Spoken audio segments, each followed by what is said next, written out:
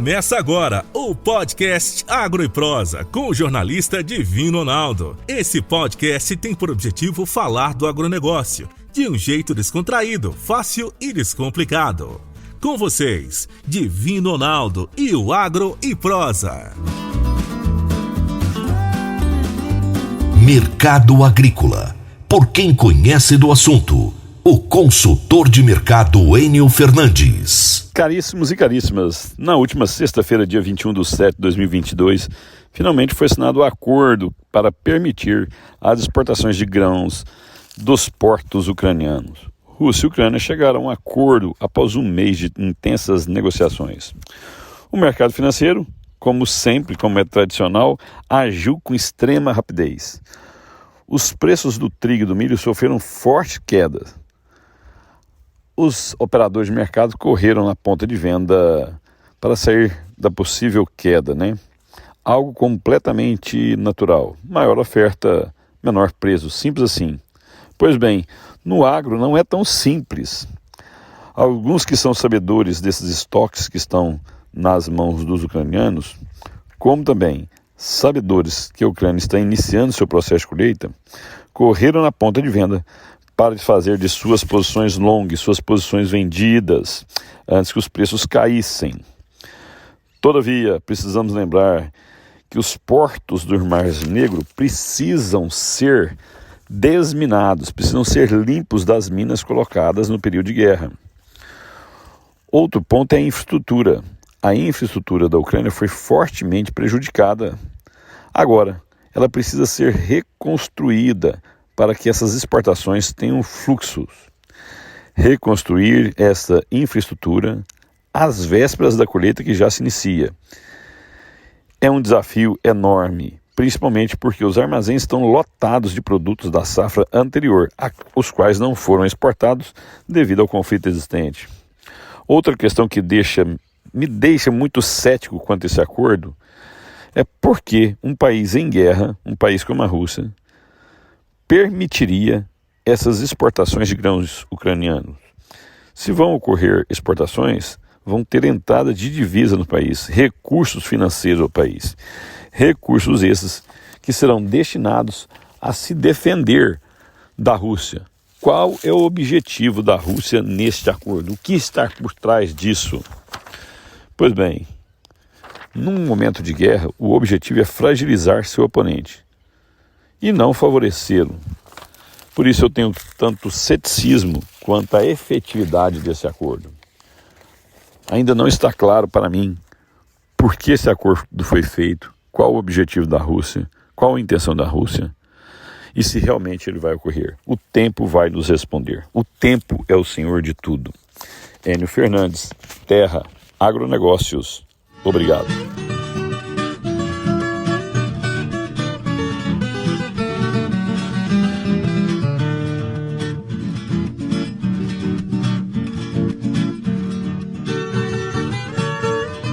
Os meus entrevistados de hoje serão Hamilton Nascimento, que é engenheiro agrônomo com mestrado e doutorado em zootecnia na área de concentração em forragicultura e pastagem, e Jameson Paulo Almeida, que é engenheiro agrônomo com mestrado e doutorado em agronomia na área de produção vegetal. Ambos são pesquisadores do CTC Comigo, e o tema da nossa entrevista será manejo de dessecação de pânicums e braquiárias para a formação de palhada. Hamilton, prazer muito grande ter você aqui comigo novamente. Muito obrigado por aceitar o meu convite. Divino, eu que agradeço. É sempre uma grande satisfação estar no seu programa e falando de assuntos atuais do nosso agronegócio. Com certeza são assuntos que têm grande relevância. Jameson, faz um tempo que a gente não troca uma ideia, não bate um papo, mas é um prazer muito grande ter você aqui também. Obrigado, Divino Ronaldo, obrigado por esse convite aí, para a gente, na verdade, a gente tentar contribuir aí, Divino Ronaldo? A gente gera bastante informação sobre o Centro Tecnológico Comigo, e essas informações precisam chegar aí na ponta, E o seu programa contribui com isso, que a gente consiga fazer isso. Então, agradeço aí pelo convite e parabenizo aí pela iniciativa que você tem por meio do seu programa. Gente, com certeza será uma grande contribuição. E eu vou começar com o Hamilton, perguntando o seguinte: qual é a principal diferença, Hamilton, entre os pânicos e as braquiárias? Divinos, pânicos e braquiárias são gêneros diferentes, né? As braquiárias são forrageiras, plantas de crescimento menor, são de crescimento em geral prostrado, então elas recobrem melhor o solo, têm mais perfilhos, a produção de massa também ela é menor do que a dos pânicos, e elas são um pouco menos exigentes em fertilidade, mas respondem também quando você intensifica, quando você fornece condições para o crescimento e produção dela. Já os pânicos são forrageiras de porte mais elevado, tem que atentar mais para o manejo para não acumular tanto talo, elas são mais produtivas e são mais exigentes em fertilidade também. Uma grande diferença entre pânico e braquiária quando a gente pensa em sistema de integração lavoura-pecuária e informação empalhada é que os pânicos, no geral, como eles são de porte mais alto, eles formam torceiras maiores, após um pastejo ou corte, você tem a impressão que o solo não está bem recoberto, porque tem aquele espaço entre as torceiras. As braquiárias não. Elas, como têm um crescimento mais baixo e produzem mais perfilhos, elas recobrem melhor o solo. Porém, ambos, se bem manejados, podem proporcionar uma condição adequada de formação de palhada para o plantio direto na safra posterior. Bom, eu acredito que as braquiárias são bem mais conhecidas do que os pânicos devido ao tempo que se usa braquiária no Brasil. E quais são as principais espécies de pânicos? Divino, os pânicos mais conhecidos que a gente tem são Mombaça e o Tanzânia, porém são materiais que foram lançados no mercado ainda na início da década de 90. Porém, o capim Tanzânia é um material que tem saído do mercado, principalmente por questão de tolerância à doença. O Tanzânia ele é muito sensível a uma doença foliar causada por um fungo bipolares raiz. E aí, a partir da segunda década dos anos 2000, foram lançados novos pânicos, entre eles o capim Zuri, que caiu na graça do produtor, que tem sido bastante utilizado, um material muito produtivo, bastante utilizado principalmente em sistemas mais intensificados. A gente tem também o capim Tamanho, que é um pânico de porte baixo, de mais fácil manejo. A sua morfologia é um pouco semelhante ao Maasai, que é muito utilizado e conhecido. O Maasai também foi lançado um pouco depois do Mombaça e Tanzânia, ainda na década de 90. E aí, na sequência, veio Quênia, de porte intermediário, e Paredão, que é um pânico de porte alto. Então, esses são os maiores. Esses são os principais, né? Tem alguns outros materiais também que são mais explorados na região sul, né? Como capinhares. Perfeito. E em relação às braquiárias, Hamilton, existe alguma novidade? Em relação às braquiárias, Divino, a partir da segunda década dos anos 2000 foram lançados alguns materiais. A gente tem aí o capim Paiaguás, que foi lançado com proposta principalmente de utilização em sistemas de integração e material que é mais tolerante à seca. A gente tem tido um grande crescimento no surgimento das braquiárias híbridas. Hoje no mercado tem pelo menos 5 materiais braquiárias híbridas, tem algumas empresas trabalhando em cima do melhoramento para lançar novos materiais, né? Então, basicamente, em relação às braquiárias, a gente tem como os principais o Marandu, tem o Piatã, Charaés, Paiaguás, e vem na pegada das braquiárias híbridas, que são materiais de alta produtividade, um pouco mais exigentes em fertilidade do solo, mas que podem proporcionar um bom resultado para o sistema de produção.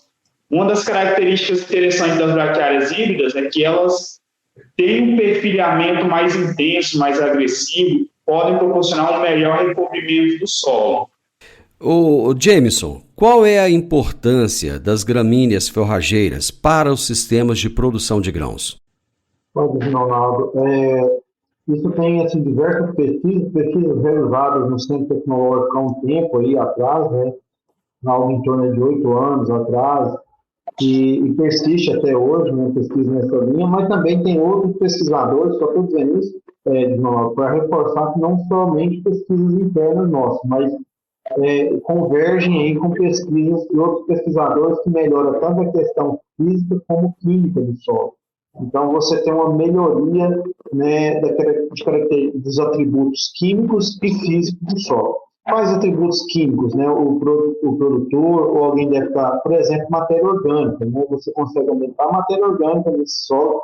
Se você aumenta a matéria orgânica, você tem uma capacidade de melhorar a capacidade desse solo, por exemplo, de reter cátion. E aumentando também matéria orgânica, você também aumenta a capacidade de reter água. Fora que o sistema radicular também cria o que a gente chama nos solos mais argilosos, né? Porque tem assim, um dizer aí, digamos, por exemplo, a soja, quando você planta ela, se for para você semear ela num solo, ela prefere um solo aí em torno de 30%, né, por cento de argila, ou seja, um solo de textura média, ou seja, a soja, o milho, que é para ter o quê? Ter macroporosidade, entrar oxigênio e crescer sistema radicular. Lógico que isso estiver em consonância aí com a questão de fertilidade, tivemos perfil corrigido. Só pensar nessa questão física de macroporosidade. E o sistema radicular da braquiária, ela propicia isso. E num solo arenoso, né, por exemplo, as braquiárias ou os pânicos em si, o sistema radicular propicia o quê? Você incrementar a matéria orgânica, porque o que é limitante num solo arenoso? A questão de reter água e reter cátions, reter nutrientes no solo. Então, são inúmeros os benefícios, aí, seja em solo arenoso, solo arenoso, ou cultivos de gramíneas forrageiras.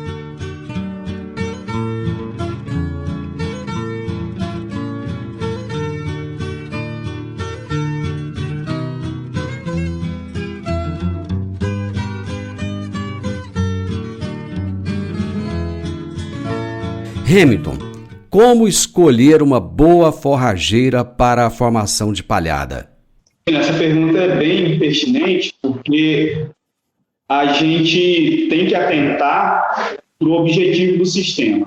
Então, por exemplo, se o objetivo do sistema for só formar uma palhada de boa qualidade, você tem algumas opções, como a Rosesiense, que é bastante utilizada, e se o objetivo for principalmente o pastejo no sistema de integração lavoura-pecuária, é importante buscar por forrageiras mais produtivas que vão proporcionar maiores ganhos na etapa da pecuária no sistema de produção. Então, tem algumas forrageiras que permitem maior capacidade de suporte, maior taxa de lotação, maior ganho dos animais, persistem mais tempo na área e que vão proporcionar melhores resultados na etapa da pecuária. Quando eu falo melhores resultados, maior quantidade de arrobas por hectare, e no final você entrega uma palhada de qualidade, né, uma forragem de qualidade para ser dessecada, formação de uma palhada de qualidade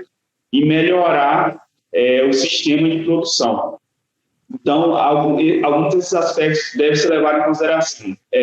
Quando você pensa em integração lavoura-pecuária, tem alguns modelos de integração. Um dos mais utilizados é o modelo Santa Fé, que todo ano após a colheita do grão, principalmente a soja, você planta o capim, depois vem com os animais. Quando chega no próximo período de águas, ali em setembro, outubro, você desseca e planta a lavoura novamente em cima dessa palhada. E tem um modelo, o São Mateus, que você reveza, fica uns 2 anos com a lavoura, 2 anos com a pecuária, então o capim fica mais tempo na área, e aí para essas condições já é mais interessante colocar em forrageiras de porte baixo, como as braquiárias, que vão formar torceiras menores e você vai ter menos dificuldade para dessecar após 2 anos de utilização com a pecuária.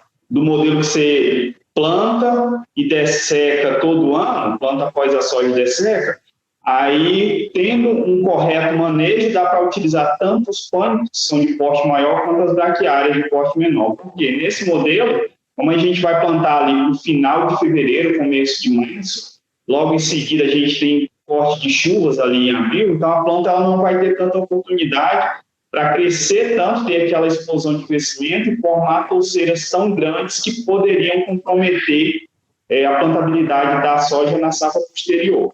Uma coisa que você tem que atentar quando pensa em utilizar tanto o clone quanto a braquiária, e quando pensa no sistema de integração lavoura-pecuária, é o momento de entrada dos animais da área. Você não pode deixar o pasto passar muito ponto, porque senão você compromete a estrutura do pasto, começa a ter muito talo, pouco como, e aí você reduz a eficiência de utilização tanto por parte do animal na hora do pastejo, e você vai ter mais dificuldade de dessecação lá na frente, você vai ter menos folha, né, menor eficiência de absorção do produto e mais tempo necessário ou maiores doses de herbicida para conseguir ter uma dessecação eficiente. Ô Jameson, qual é a gramínea forrageira mais utilizada para a formação de palhada no Brasil? Nossa, me permitir até, como o Hamilton comentou aí anteriormente, né, Hamilton, outra questão que o Hamilton comentou da relação à folha-como, também, né, Hamilton, lembrar que às vezes você tem menos folha, você tem menos, né, chega menos produto, né, por área foliar, como se você considerar a pastagem como um todo, e consequentemente você tem às vezes eu consigo ter uma boa absorção, quer dizer assim, às vezes a gente consegue mesmo com pouca folha ainda ter uma certa absorção, o que a gente tem também um potencial maior, e aí que o Henrique comentou que não vai ter uma dessecação eficaz, é a questão de translocação, então como atrapalha o herbicida, no caso o principal utilizado para desglosar a dessecação. Outra coisa também, se me permite, né, às vezes até o Henrique comentar um pouco mais, né, Henrique? Eu venho comentando essa questão que a gente fala de morfologia, né, a parte de crescimento, né, até fala morfogênese, né, Henrique? A outra estratégia que a gente tem visto aí é a semeadura em linha, né, então com espaçamento reduzido. Você tem aí, alguns trabalhos mostram isso, o Henrique também já trabalha nessa linha, para você fazer a semeadura em linha, da linha forrageira, né, se você vai ter só a pastagem após o cultivo da soja, você não vai fazer com fertilizado com milho, sorgo, né, granífero, aí você semear em linha. Aí onde entra, Ronaldo, é a sua pergunta, né? Qual a principal usada? Porque a gente vê a principal usada hoje, principalmente quando se fala em palhada, que a gente tem tecnologia desenvolvida para ela, chama Braquiária rusiziense. Né? Então a Braquiária rusiziense é uma das mais utilizadas, seja no cultivo solteiro após a soja, seja no cultivo consorciado com milho ou sorgo granífero. Só salientando, né, Ronaldo, que as pesquisas têm mostrado o benefício aí de você fazer uma semeadura a lanço, em linha. Se for fazer a lanço, tem incorporação. Então, a pesquisa recente é conduzida e coordenada pelo REMPO que mostra esse benefício. Se for fazer a lanço, pelo menos você consiga incorporar. Mas aí tem essa possibilidade, hoje tem semeadoras que a gente chama de grão miúdo, fazer essa semeadura em linha com espaçamento reduzido. Então, Ronaldo, você me permite passar a bola para o Hamilton. Em relação à erva principal, a mais utilizada, no cerne da sua pergunta, é a Braquiária rusiziense. Ela continua boa, ela é boa, tem toda uma tecnologia já desenvolvida para essa forrageira. No entanto, né, gente, tem trabalhado aí nesse sentido, assim, comigo, também buscando outras possibilidades, né, de gramíneas forrageiras. Aí o Henrique tem aí um know-how para estar falando delas aí. Exatamente, Divino. Quando você perguntou das braquiárias lá, das novidades, eu acabei esquecendo, foi lançada uma nova braquiária esse ano, uma nova brisanta, né, que é a BRS Integra. Inclusive, a gente está com ela plantada em algumas áreas nossas para conhecer melhor. Então, é uma das novidades que tem também. A Embrapa lançou a BRS Integra, com a proposta de ser um material produtivo com potencial para palhada e pastejo. Mas a gente ainda está conhecendo ela melhor aos poucos. E aí, quando a gente pensa do ponto de vista de explorar mais o componente animal dentro do sistema de produção, principalmente quando você pensa em integração na lavoura-pecuária, ou também em algumas regiões que a janela de plantio não permite a safrinha, solos mais arenosos, onde se busca por uma palhada que esteja mais persistente no sistema, a gente já tem observado que os produtores estão buscando por outras opções além da rusiziense. E aí, para isso, a gente tem as brisantas, capim-marandu, capim-piatã, capim-xaraés, a gente tem os pânicos também, e até mesmo as braquiárias híbridas que vêm entrando, com cada um com sua particularidade.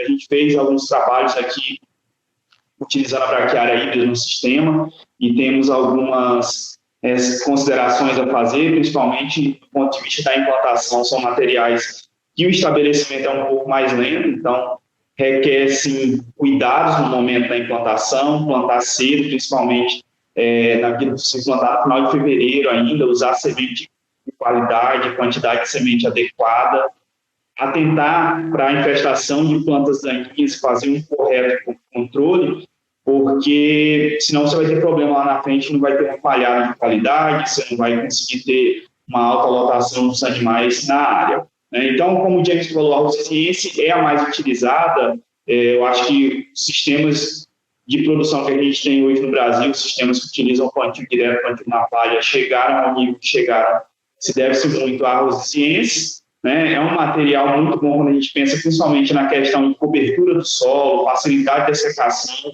supressão de plantas daninhas. Mas quando a gente pensa do ponto de vista de produção animal, a gente tem outras opções que também podem entregar bons resultados. Só tem que atentar para o correto manejo, tanto do pastejo, quando a gente pensa da produção animal, ou mesmo da formação de palhada, o manejo da dessecação, a implantação correta.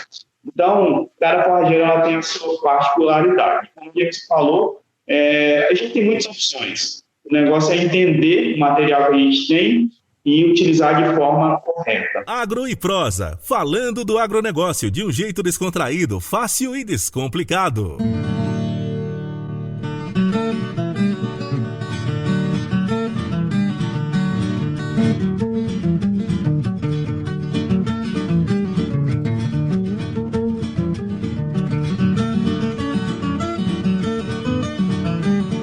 Ô Jameson, o produtor pode usar a mesma dose de herbicida para dissecar qualquer capim?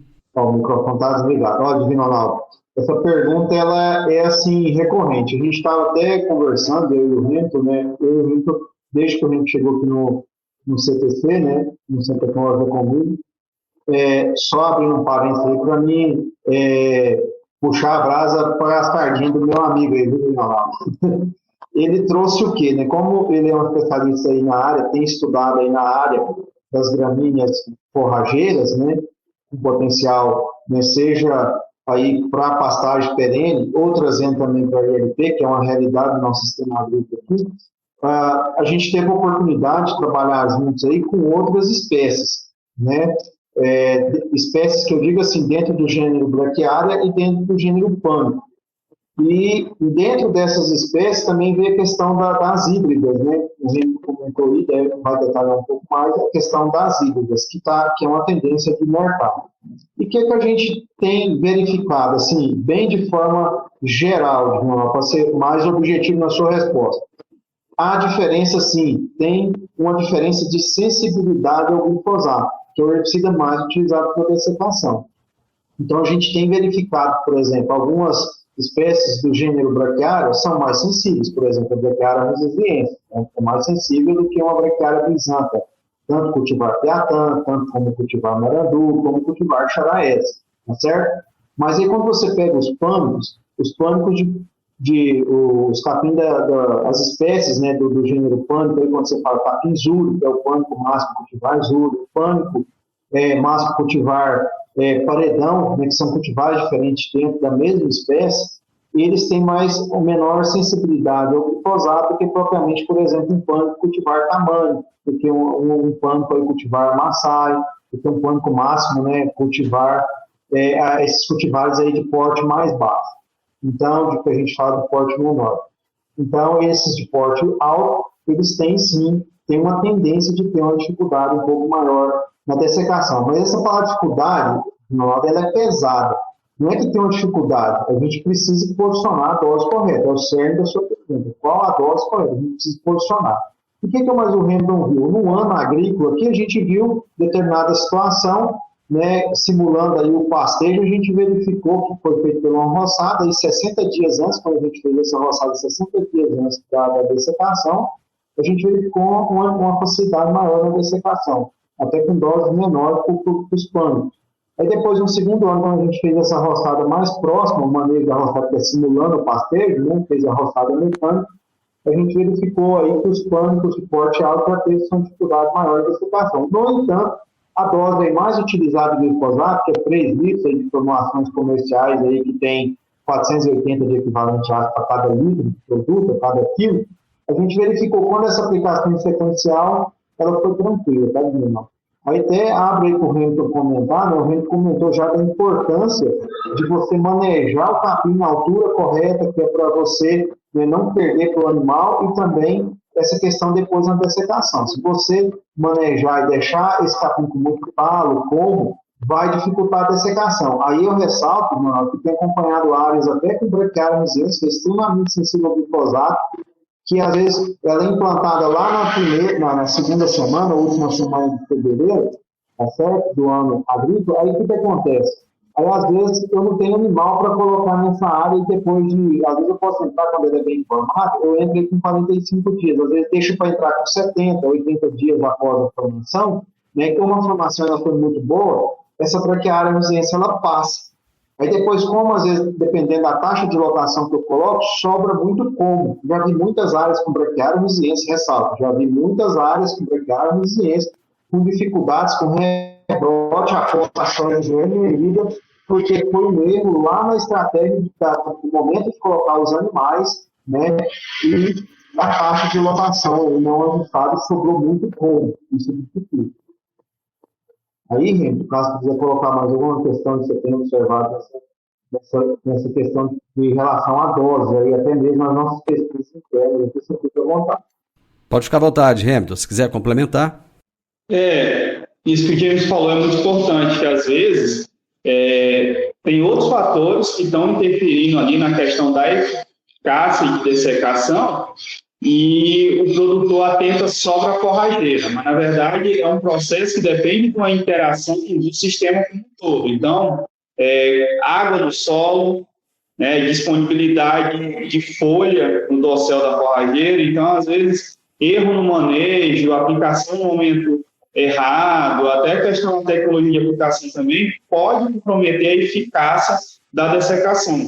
Então, isso que o James falou é muito importante quando você pensa do ponto de vista da integração agropecuária, que não adianta você plantar lá o capim, colocar os animais e rapar, entregar aquela área rapada para dessecar e plantar a cultura depois. Não, a gente precisa manter um equilíbrio, um sinergismo do sistema, no qual eu consigo explorar bem o componente animal, buscar bons ganhos dos animais, mas no final, na retirada dos animais, eu preciso ter área foliar suficiente para que no momento que eu aplicar o produto, a planta absorva, transloque e eu tenha uma maior velocidade e eficácia na dessecação. E ter, assim, uma palhada de qualidade, recobrindo bem o solo para controlar bem as plantas daninhas e proporcionar boas condições para o crescimento da cultura de safra no ano agrícola posterior. Então, isso é importante. Bom, nós já chegamos ao final do nosso tempo, mas eu quero deixar uma última questão ainda, até para o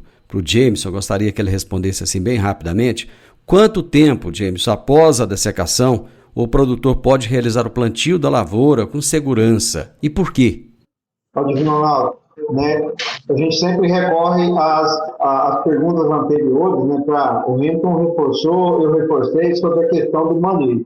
Às vezes eu sobro muita palha, o ajuste, né, da semeadora, disco de corte, essas questões são muito importantes. Só que pensando em dias, normalmente, em torno, a partir de 10 dias, entre 10 e 20 dias, após a aplicação do herbicida, se o capim, seja o braquiária ou o pânico, né, está aí na altura, com relação folha como ok, foi manejado lá no pastejo, se colocou o componente animal, né, não deixou sobrar muito falo, é de 10 a 20 dias. Aí, traçando um paralelo no tempo, uma linha do tempo, Ronaldo, muito se disse, no início, quando começou a se usar a braquiária, uma das mais utilizadas até hoje, né, começou-se com ela, a braquiária resiliência, começou a falar assim, dar uma febre na soja e tal, mesmo se eu esperar aí 10 dias, às vezes dá uma febre na soja. Aí quem que a gente verificou as pesquisas foi vendo ao longo do tempo? No primeiro momento, achava-se que era o glifosato, que era exudado via raiz, e afetava essa soja no início do estabelecimento. No entanto, verificou-se que era mais às vezes a questão quando eu tenho uma alta espessura de palha e não tenho o corte adequado dessa palha, tá certo? Então, Se eu não ajusto bem a minha semeadora, dependendo da quantidade de palha, eu posso ter dificuldades em questão de qualidade de semeadura, qualidade e plantabilidade. No entanto, a gente já tem diversos trabalhos que mostram que isso não afetou aqui. Por exemplo, o nosso sistema de integração agropecuária já está há mais de 10 anos instalado aqui dentro do CPC. Em trabalhos publicados recentes referente a essa pesquisa, não mostrou-se dificuldade de plantabilidade. Aí o que se também tem a hipótese, que foi evidenciado em pesquisa, que boa parte das gramíneas forrageiras, principalmente o gênero braquiário, libera substâncias no solo, que a gente chama de substância metabólica secundária. Se você desseca, as substâncias são liberadas via raiz, estudada via raiz, e são normalmente do grupo das protodioxinas. Protodioxinas são aí substâncias do grupo das saponinas, tá certo? Essa substância, ela causa o quê? Uma escarificação no sistema radicular, ali na oxaia radícula, né, ocorre a germinação, a emergência, as primeiras raízes, ela acontece uma escarificação, atrapalha a nodulação, então tem que ter dias, em torno de 10 a 20 dias, o ideal é em torno de 15 dias, mas outra estratégia, tem que esperar chover. Essa substância tem uma alta afinidade por água, a água lixivia ela no perfil do solo. Então, casa com outra boa prática agrícola, né, Divino Ronaldo, que é o quê? A partir do momento que, para mim semear uma cultura, no caso a soja, eu tenho que esperar em um solo de textura média para argilosa, isso em solo de textura média para argilosa. Eu tenho que esperar no mínimo aí 80 a 100 milímetros de chuva. Ou seja, eu dessequei, eu espero de 10 a 15 dias associar a uma chuva no mínimo de 60 milímetros, 80 milímetros. Então, tem evidenciado esse pensamento. Gente, a prosa é boa, mas o tempo acabou. Eu agradeço imensamente. Hamilton, muito obrigado. Um abraço. Obrigado, Divino. Muito obrigado, James. Um abraço para você. Muito obrigado. Um abraço, Leonardo. Obrigado ao ouvinte aí. Você ouviu o podcast Agro e Prosa. Se gostou, compartilhe, recomende e nos siga nas diferentes plataformas de podcast.